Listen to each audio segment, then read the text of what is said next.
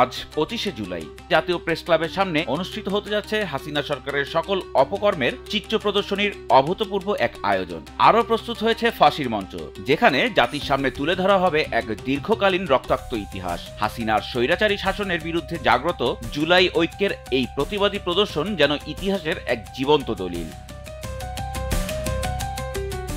লগি বৈঠা থেকে শাপলা গণহত্যা, গুম খুন আর বিতর্কিত ট্রাইব্যুনাল, স্বৈরাচার হাসিনার প্রতিটি অপকর্মের চিত্র তুলে ধরবে এই প্রদর্শনী। এখানে আছে 24-এর গণহত্যার হৃদয় বিদারক সব দৃশ্য। প্রতিটি ছবি, প্রতিটি ঘটনা যেন এক একটি আর্তনাদ ও এক একটি বিচারের দাবি। এই প্রদর্শনী শুধু কিছু ছবি বা তথ্য নয়, এটি জাতির বুকে জমে থাকা ক্ষোভ আর প্রতিবাদের স্ফুলিঙ্গ।